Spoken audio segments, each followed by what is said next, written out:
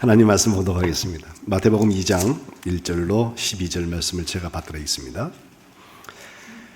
헤로드 왕 때 예수께서 유대 베들레헴에서 나심에 동방으로부터 박사들이 예루살렘에 이르러 말하되 유대인의 왕으로 나신 이가 어디 계시냐? 우리가 동방에서 그의 별을 보고 그에게 경배하러 왔노라 하니 헤로드 왕과 온 예루살렘이 듣고 소동한지라.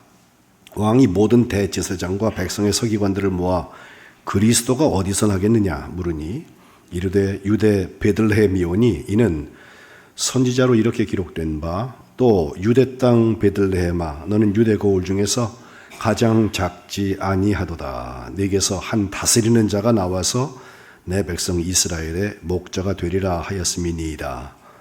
이에 헤롯이 가만히 박사들을 불러 별이 나타난 때를 자세히 묻고 베들레헴으로 보내며 이르되 가서 아기에 대하여 자세히 알아보고 찾거든 내게 고하여 나도 가서 그에게 경배하게 하라.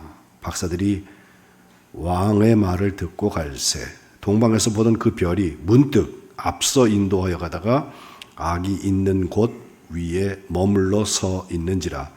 그들이 별을 보고 매우 크게 기뻐하더라. 집에 들어가 아기와 그의 어머니 마리아가 함께 있는 것을 보고 엎드려 아기께 경배하고 보배합을 열어 황금과 유향과 몰약을 예물로 드리니라. 그들은 꿈에 헤롯에게로 돌아가지 말라 지시하심을 받아 다른 길로 고국에 돌아가니라. 이는 하나님의 말씀입니다. 아멘. 대림절해 주신 하나님의 은총이 예배하시는 여러분들 가운데 있으시기를 주님의 이름으로 축복합니다.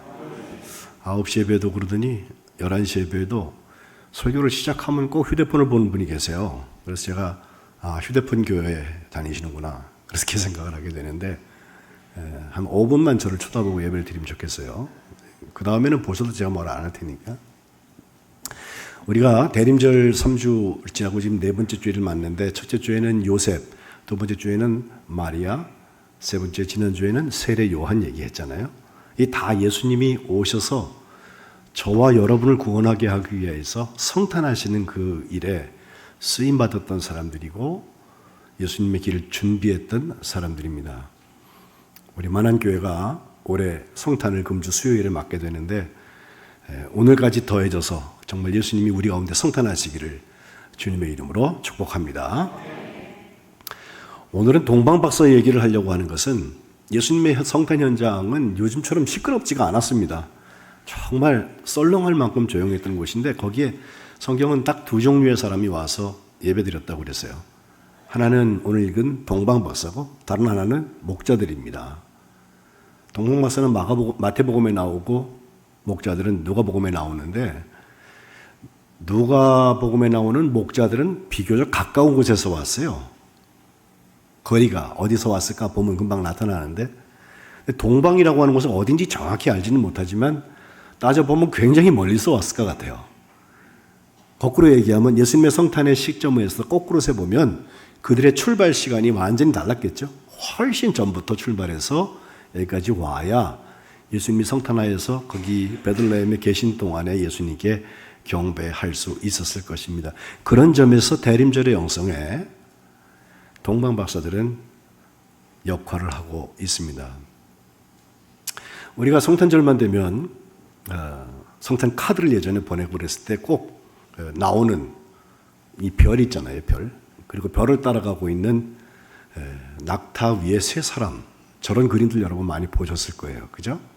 지금도 어떤 도안들 속에는 저 그림들이 많이 나타나게 마련인데 저들의 여행은 그냥 막연한 여행이 아니라 순례였다는 것입니다.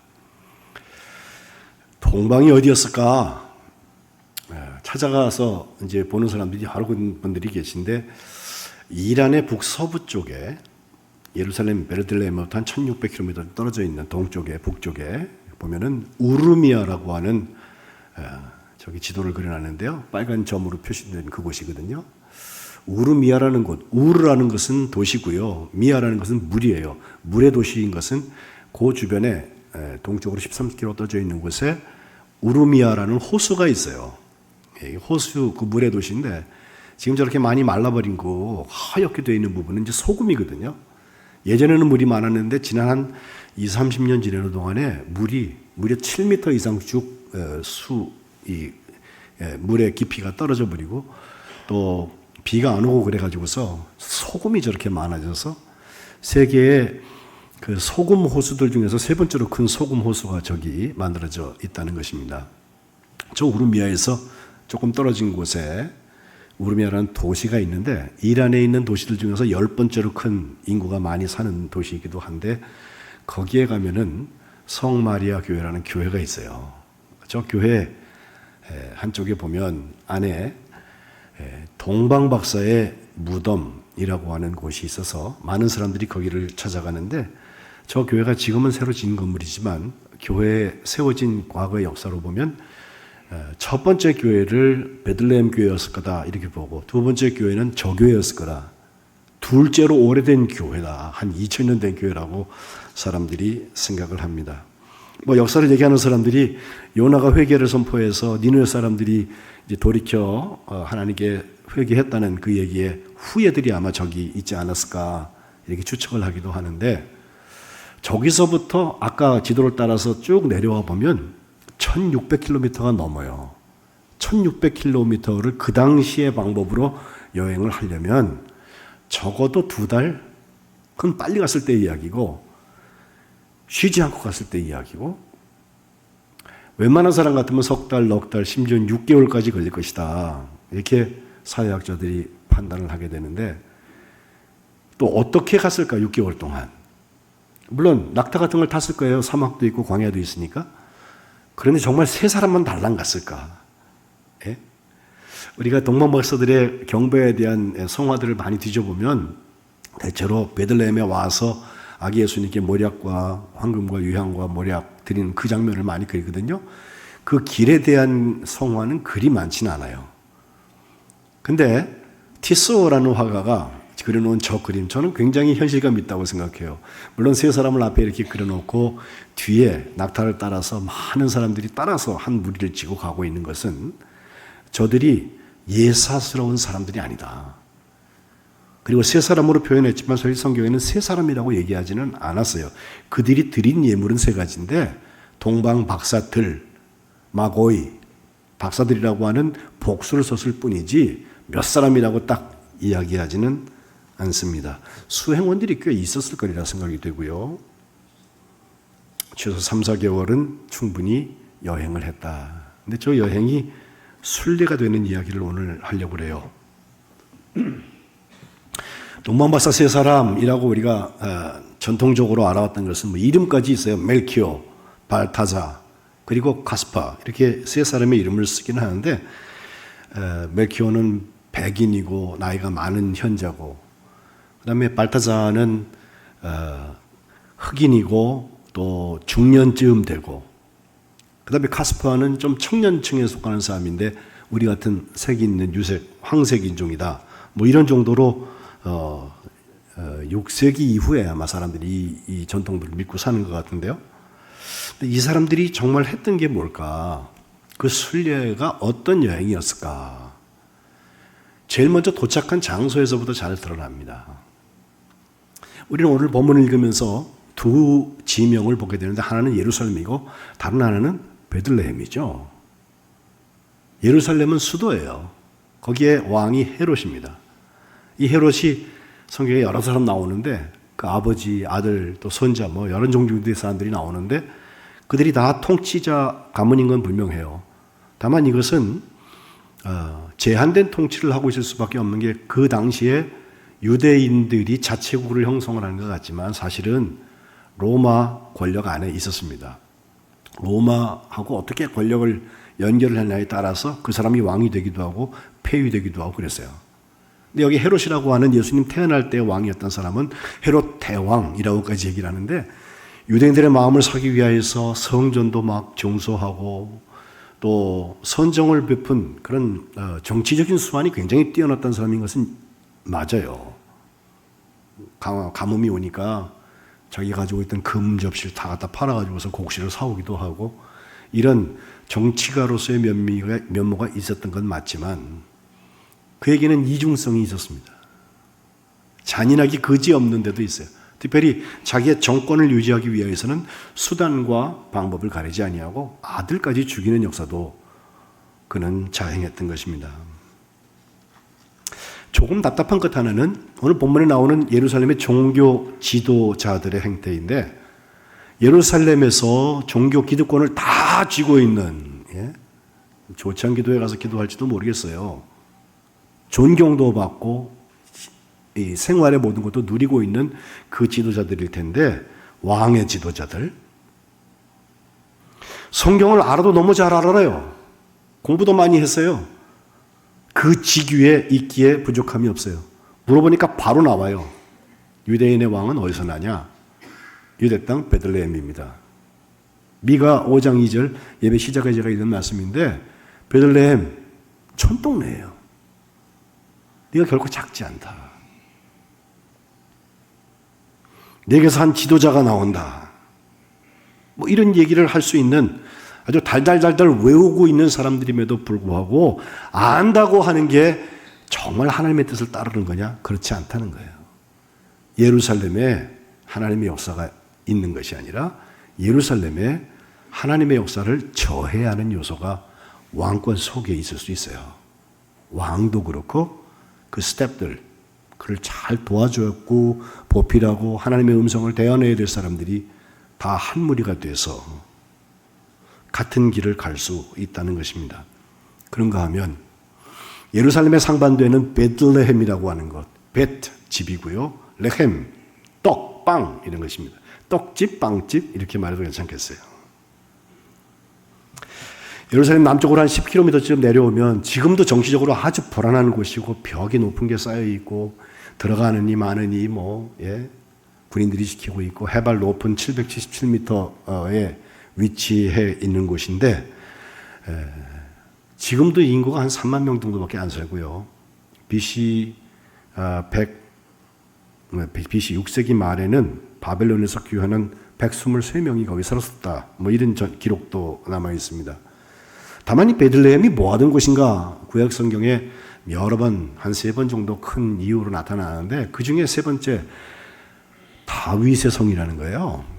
다윗은 이스라엘이 기다리고 있던 메시아가 그 몸에서 나온다고 하는 예언을 믿고 있었고 다윗 왕 자체가 다윗 스스로 뭐 왕이 될 만한 사람이 아니었는지 모르지만 된 다음에 정말 선정을 그리고 그의 삶에 실수도 물론 있었지만 하나님의 쓰임을 받았던 선왕으로 알고 있거든요. 그 다윗이 사무엘이 기름 부은 곳이 이세 자식들 중에 바로 베들레헴에서 기름 부음을 받아요. 그가 태어나서 자라는 곳이 베들레헴. 베들레헴 촌동네고 조그만 동네지만 사람들이 다윗의 동네다라고 알고 있습니다. 지금 거기 가면 예수님의 탄생교회가 있는데요. 사진만 한번 보시죠. 저렇게 오랫동안 큰 교회가 세워져서 저건 세계에서 가장 먼저 세워진 교회라고 생각들 하는 곳들이고 저 교회의 가장 중요한 것은 저기 굴 같은 게 멀리 가운데 아래쯤에 있는데 저 입구를 통해서 들어가면 저 높이가 1.2m입니다. 1.2m보다 키가 크신 분들은 수그리고 들어가야 돼요. 예? 아마 뚱뚱하고 키가 큰 사람들일수록 더 들어가기가 힘들지 않을까 싶은데 들어가서 더 내려가면 또 작은 분들이 계속 있어서 지하 1층에 가면 예수님이 태어나서 말 구유에 누이셨다. 구유에 누이신 그 자리에 저렇게 17각 별이 하나 박혀져 있고 은으로 된 건데 거기 주변에 동그랗게 써 있기를 여기서 동정녀 마리아에게서 예수 그리스도가 탄생하셨다. 1717, 1717년도에 저건 아마 써서 만든 것 같아요. 그런 현장들이 기록되어져 있고 예수 믿는다는 사람들 교파 무슨 다 떠나서 저기 와가지고 한번 예배하는 게 일생의 버킷리스트 죽기 전에 한번 하고 싶은 일이기도 하고요. 특별히 성탄절 때 되면은 들어가기 어려울 만큼 사람들이 거기 몰리는 것이 사실입니다. 지금은 저렇게 탄생교회라고 하는 곳이 있는 저 베들레헴 도대체 어떤 곳일까? 우리에게 베들레헴이라고 하는 것이 의미가 있는 것은 우리 순례의 목적지가 거기 있기 때문에 그래요. 동방에서부터 1600km를 왔던 더 이상을 갔던 더 짧게 봤던 간에 우리가 가야 되는 그곳이 바로 저곳 베들레헴입니다. 비행기 타고 가라는 게 아니라 영적인 베들레헴이 누구에게나 있어요. 예? 서울 시내에도 교회가 얼마나 많아요. 그 중에 나의 베들레헴이 있어요. 성탄하시는 예수님을 내가 만나는 그곳이 있다는 말이에요. 사탄이가 그만두면 그냥 잘 갔다 오라고 이렇게 둡니까? 아닙니다. 헤롯을 보세요. 예수님이 성탄하시는 이야기, 유대인의 왕으로 태어나신 이가 어딨냐? 우리가 그의 별을 저 동방에서부터 보고 왔다고 그 이야기를 들었을 때 헤롯과 예루살렘은 소동을 했습니다. 난리를 부리는 거예요. 또 대책을 세우기 위해서 도대체 어디서 태어날 것인지를 연구합니다. 그리고 말씀드린 대로 유대 베들레헴이라는 대답을 들었을 때 그것을 아는 정치적인 혹은 종교적인 지도자들과 그곳까지 가서 예배하는 사람은 다르다는 거예요. 대책회의하고 정보를 공유하고 힘을 사용하는 사람들, 이 사람들의 반대편에 저 동방에서 출발해서 예루살렘, 왕이 있는 곳이니까 왕이 여기 태어났을 것이다 라는 상상도 할 수 있지만 상식적으로는 그게 맞을 수 있지만 그 예루살렘을 경유하여서 베들레헴까지 가는 사람이 있어요.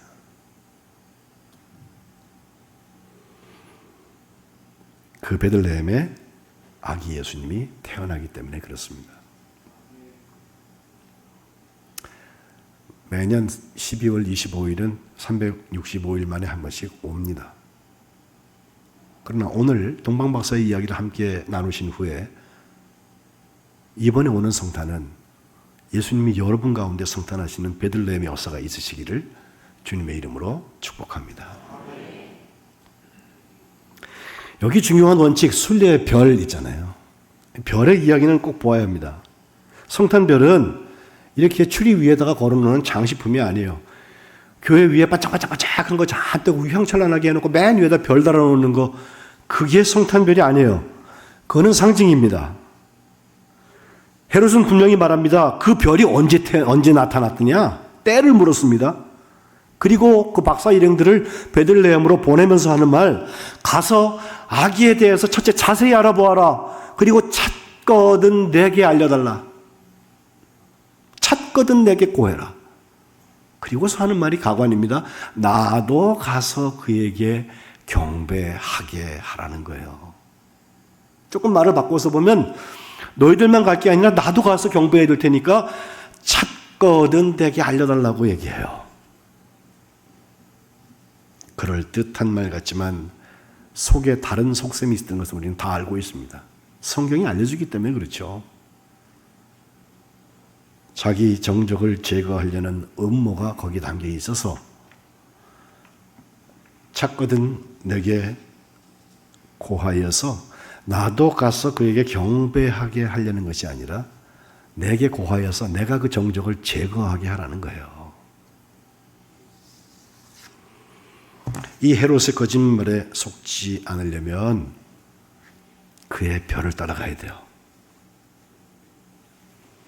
그의 별은 그의 별이라는 의미에서 우리에게 임마누엘, 하나님이 우리와 함께 하신다는 증거를 보여주고 있습니다.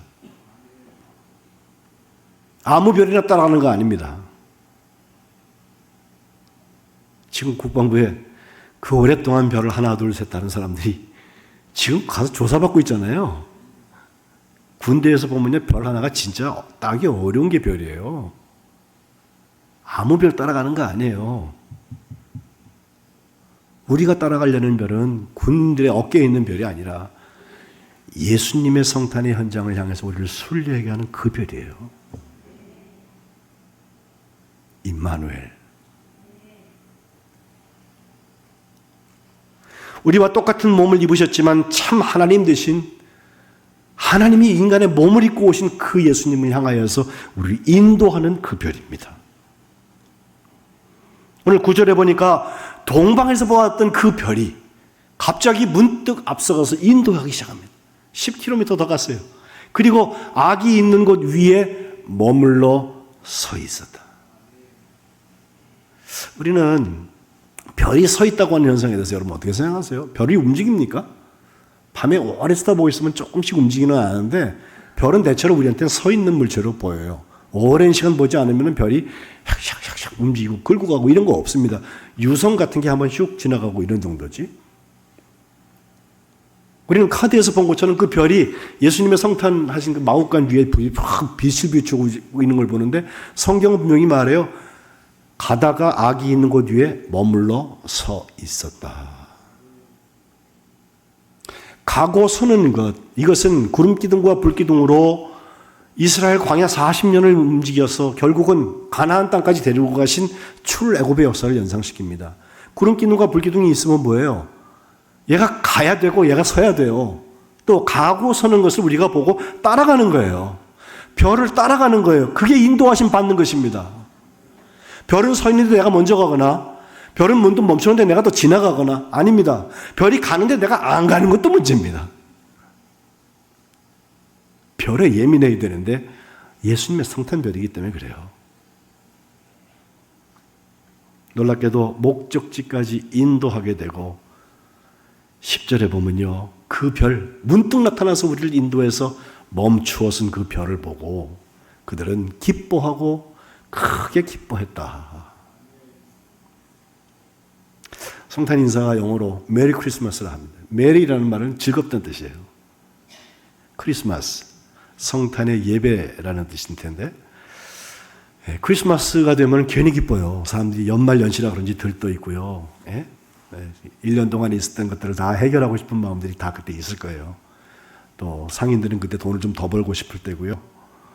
그래도 아기 예수님 앞에서 내가 삶을 정리해 봐야 되겠다는 생각을 누구나 해요. 그런데 이것은 세상 사람들이 멋지게 보내려고 하는 성탄절은 아니에요. 예수님의 성탄때는 그 멀리서 온 동방 박사들과 밤에 들에서 양치던 목자들이 왔을 뿐입니다.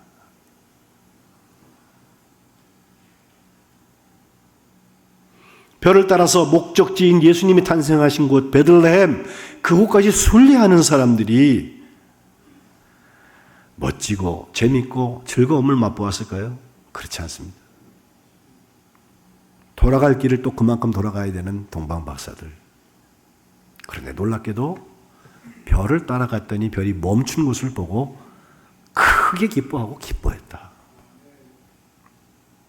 순례의 기쁨을 여러분 아십니까? 아날로그 중에 아날로그일 거예요. 있는 것보다 없는 게 더 많아요. 불편해요. 힘들어요. 근데 순례의 기쁨은 어디서 옵니까? 11절에 나타나는데 거기까지 도착했다, 찾았다, 끝 아니고 그들이 경배하는 데서 나타나는 거예요.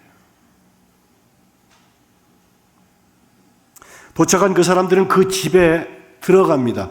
오늘 수많은 사람들이 성탄의 현장까지만 가고 들어가지 않습니다. 들어가서 아기를 발견해야 합니다. 아기가 예수님 어머니하고 같이 있을 거예요. 그리고 본다 하면은 엎드리는 것입니다. 예수님이 계신데 예수님이 게 분명하면 어떤 사람이 엎드리지 않겠어요? 다 엎드릴 거예요. 예수님이 계시다고 하면서도 엎드리지 않습니다. 나의 성탄절이 되어야 되는 거예요. 그 성탄이 내가 태어난 것도 아닌데 왜 그렇게 좋아하는지 모르겠어요. 성탄절은 경배하는 거예요. 이 경배한다는 말 자체가 여러분 혹시 강아지 집에서 애완동물 키우시는 분들 강아지하고 관계돼요. 강아지가 주인만 보면 그냥 고개를 숙이고 귀를 접고 꼬리를 흔들고 자기를 낮추잖아요. 좋아서 달려들잖아요. 그게 경배하는 거래요. 우리가 주님 앞에 서 있을 때 지금 태어난 아기 예수님이라 할지라도 유대인의 왕으로 나신 우리를 구하기 위하여 세상에 오신 하나님, 그분의 별을 따라서 순례 현장까지 갔다면 가서 그 집에 들어가서 그 아기를 발견하고 엎드려서 하나님께 경배하는 것은 그분이 오실 메시아, 나를 구원하실 분이라고 하는 고백을 드리는 거예요. 이것에 대한 표현이 황금과 유향과 몰약입니다. 황금, 그래요. 왕권이 있으면은 경제권도 따라가죠. 네. 왕에게 드릴 아름다운 선물일 거예요. 유향, 유향을 우리는 보통 향수라고 생각을 하는데 그런 건 아니고 제사장들이 제사 드릴 때 필요한 것이라서 예수님, 영원한 대제사장이신 예수님께 합당한 예물이다. 몰약, 이건 죽음과 관계가 돼서 예수님 십자가에서 죽으셨을 때 그 시신의 발을 향품과 몰약을 얘기합니다. 주님의 십자가가 예표되어 있습니다. 오늘 우리가 예배에 감격이 없고 예배의 능력으로 살아가고 싶은데 예배는 교회에서 1시간 예배 드릴 때만 예배인 이유가 뭐예요? 왜 성탄에 기쁨이 없을까요? 재미는 있는데.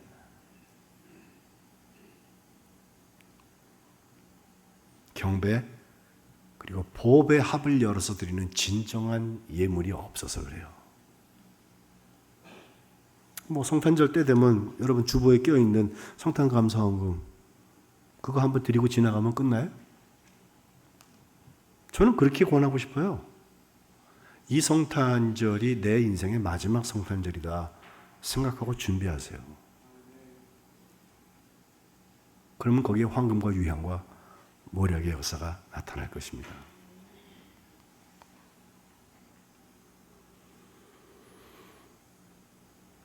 에자르트 샤퍼라고 하는 분이 계신데 독일 사람인데 넷째 왕의 전설이라는 책을 제가 태어나던 그때쯤 썼습니다. 자, 이 부분 알타반이라고 하는 박사가 나오는데 말씀드린 그 3명으로 우리가 알고 있는 박사들 말고 4번째 왕, 4번째 현자, 4번째 박사의 전설 저렇게 번역된 책을 썼는데 좀 바보 같은 사람이 별 하나 이렇게 옆으로 머리를 하고 쳐다보고 있는 왼쪽에 저 책에서 잘 드러나는 것인데 이 4번째 동방 박사가 같이 출발을 했다는 거예요. 출발할 때 자기가 가져간 것은 황금, 유향, 몰약이 아니라 청옥, 루비, 진주 이런 보석들을 잘 챙겨가지고 가서 드리려고 출발을 했는데 정말 긴 여정을 시작을 했잖아요. 어느 날 길을 가고 있는데 구덩이가 있어서 보니까 그 안에 아이가 피를 흘리며 죽어가고 있어요. 그래서 이 알타반이라는 박사가 3사람한테 야 계속 가라, 내가 이거 가서 빨리 우리 지나온 그 마을에 갖다 놓고 돌아갈게. 그래 돌아가서 보니까 마음씨 좋은 분들이 계셔서 그분들에게 이 아이를 잘 살려서 키워달라고 얘기하면서 보니까 재물이 필요할 것 같아서 자기가 가지고 있던 3개 중에서 1개 청옥을 먼저 드려요. 그리고 쫓아서 출발을 했는데 길이 어긋났는지 도대체 그 3 동방 박사를 만날 수가 없는 거예요. 그래서 그때부터 그는 방황하기 시작합니다.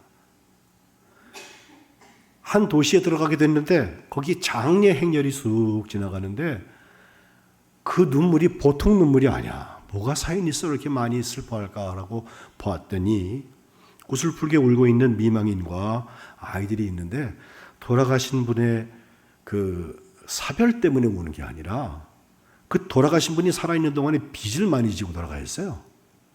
그래가지고 장례가 끝난 다음에 그 사람들은 모두 노예로 팔려가게 돼 있는 참 이런 힘든 사정을 보게 돼요.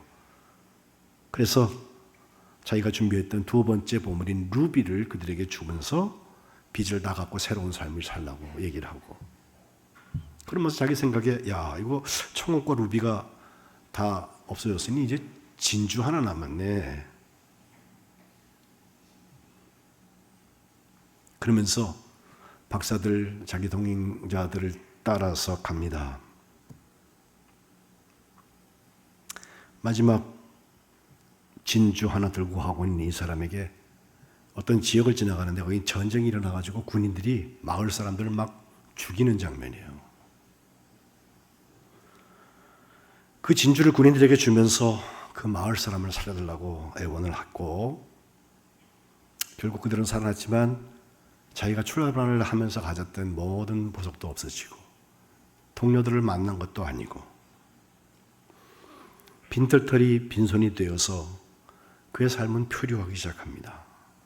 그래도 가는 곳마다 자기가 할 수 있는 최선을 다해서 어려운 사람들 만나면 돕고 함께하는 삶을 살아서 어떤 가난한 가장을 위하여서는 자기가 대신 노예선을 타서 노예 대신에 노를 저어주기도 하고 그러면서 자기 마음속에 큰 별, 그 별을 찾아갔던 그날을 기억하고 있습니다.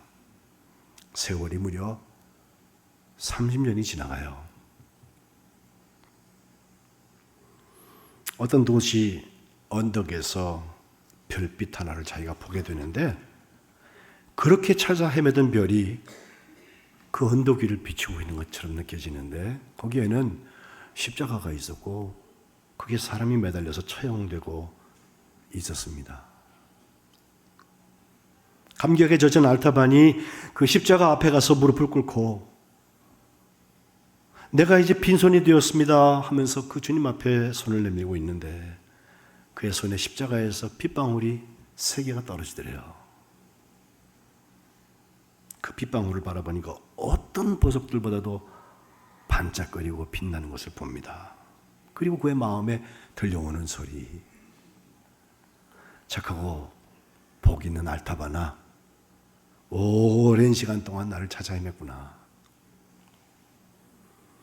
너는 내가 배고팠을 때 먹을 것 주었고 내가 목말랐을 때 내게 마실 것을 주었고 내가 병들었을 때 찾아와 줬지. 진정으로 내게 말한다. 지극히 작은 사람 한 사람에게 한 것이 바로 내게 한 거다. 알타반이 그 말을 듣고 그의 삶을 마감하는 얘기로 이야기가 끝나요. 물론 전설이고 물론 어쩌면 픽션, 소설일 수도 있어요. 그런데 우리에게 의미하는 바는 너무너무 커요. 황금과 유향과 모략을 가지고 베들레헴의 마구간을 찾아가는 그 순례도 귀해요. 근데 같이 하지 못했지만 베들레헴 마구간을 찾아갔던 그 동료들의 마음과 똑같이 평생을 주님 앞에 쓰임받은 순례. 그것은 경배입니다. 그것이 예배의 능력입니다. 그리고 그 예배의 능력은 마지막 10월 12절에 나오는 것처럼 예배가 끝난 다음에 시작됩니다. 제가 가정교회 여러분이 가시는 곳에서 예배의 삶을 사세요. 몇 번 설교했습니다. 동방 박사가 이제 귀국해야 되잖아요. 그 길에 또 별이 앞서서 끌고 갔나? 그런 얘기는 성경에 없어요.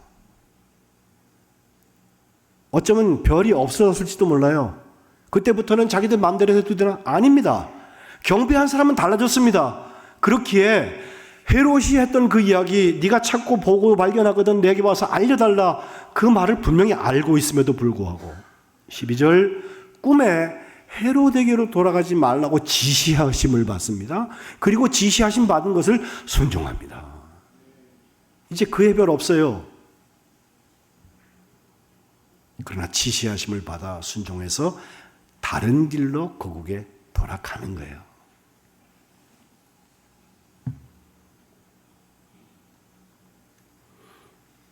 예수님의 아버지 요셉도 그 헤롯의 칼을 피해서 애굽에 갔다가 돌아오는 장면, 마태복음 2장 22절 23절에 나오는데, 지금 그 살해 명령 내렸던 사람은 죽고 그 아들이 지금 통치하고 있는데 그래도 깨름직해요. 그때 꿈에 지시하심을 받았다. 그래서 그 예루살렘 혹은 베들레헴 쪽으로 가지 않고 저 북쪽에 있는 갈릴리 지방으로 가서 나사렛에서 아이들을 키우게 되었다. 그래서 우리가 나사렛 예수님이라고 예수님을 얘기하고 있는 거예요. 말씀을 정리합니다. 베들레헴의 순례자였던 동방박사들, 그들이 준비했던 것은 별을 따라가는 거예요. 예수님의 별을 따라가는 거예요. 그리하면 예수님의 별이 우리를 예루살렘 아니라 베들레헴으로 데려갈 거예요. 그리고 그것은 그 인도함을 통해서 우리에게 성탄을 경험하게 하는 기쁨을 줄 거예요. 오늘 오후 예배에도 이것을 찬양할 것이고, 돌아오는 수요일에는 우리가 11시에 여기서 성탄을 축하하고 감사하는 예배를 드릴 것입니다. 보배합을 열어서 황금과 유향과 모략을 드리는 것입니다. 그 경배의 완성은 지시하심을 받아서 다른 길로 돌아가는 거예요. 우리 만안교회 모든 성도들이 동방박사들처럼 성탄의 주인공들 되시기를 주님의 이름으로 축복합니다. 기도하겠습니다. 하나님, 베들레헴을 순례했던 동방박사들의 이야기를 우리가 다시 한번 묵상합니다. 먼 길을 가면서도 예수님의 성탄의 현장까지 우리의 발걸음이 닿을 수 있도록 예수님의 별로 인도하여 주시고 이 순례의 기쁨을 허락하여 주옵소서. 들어가서 보게 하시고 엎드려 경배하게 하시고 우리의 보배합을 열어서 황금과 유향과 모략을 드릴 수 있도록 은혜 베풀어 주옵소서. 경배와 완성이 이 예배 예식 이후에 시작되는 것을 기억하며 지시하심을 따라 순종하는 역사가 저희 가운데 나타나게 도와 주옵소서. 예수님의 이름으로 기도합니다. 아멘.